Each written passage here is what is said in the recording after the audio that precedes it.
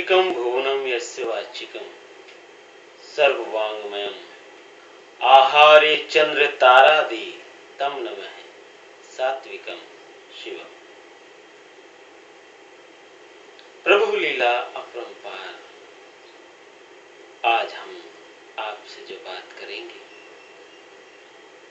संयुक्त परिवार जो टूट रहे हैं, बिखर रहे हैं, उसके बारे में मैं आपसे बताना चाहूंगा।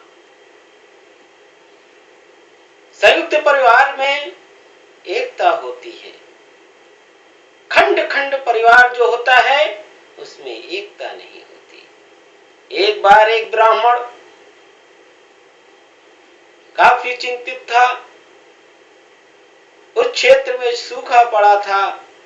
वो अपनी पत्नी, अपनी एक पुत्री के साथ वन की ओर प्रस्थान कर गया। एक वृक्ष के नीचे जाकर बैठ गया। उसने अपनी पत्नी से कहा, प्रिय जाओ लकड़ियां ले आओ। अपनी पुत्री से कहा, प्रिय जाओ जल ले आओ।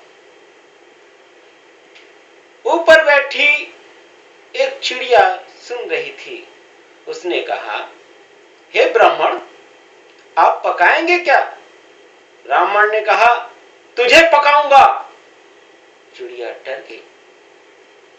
नहीं नहीं, मुझे मत पकाइए, मैं आपको धन बताती हूं। चिड़िया ने ब्राह्मण को धन के बारे में बताया। ब्राह्मण धन लेके घर वापस आ गए। पड़ोस में ही एक ब्राह्मण परिवार रहता था। उसने सोचा, ये इतना संपन्न कैसे हो गए? उसने इस रहस्य को जानने का प्रयास किया।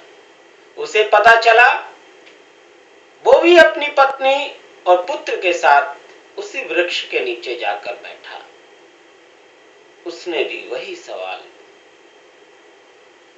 वही बात अपनी पत्नी से कही कि प्रिय जाओ लकड़ियां ले आओ। पुत्र से कहा, बेटा जल ले आओ। पत्नी बोली, मैं नहीं जाती।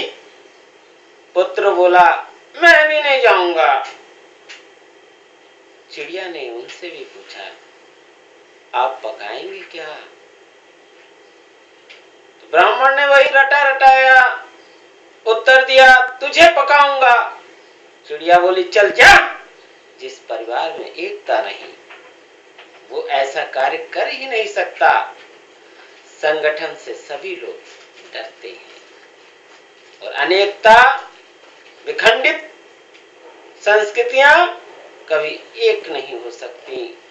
इसीलिए संयुक्त रहना अति आवश्यक है।